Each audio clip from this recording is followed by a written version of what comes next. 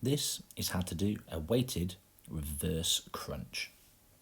Start off lying on the floor with your dumbbell in your hands in line with your chest. With your feet by your bum, lift your knees up and rock your bottom up into your chest, ensuring that you keep your abs engaged throughout the movement and exhaling as your knees come up. For an extra squeeze, lift your shoulders up off the floor as well. If you found this video useful, give it a thumbs up and I'll see you in the next one.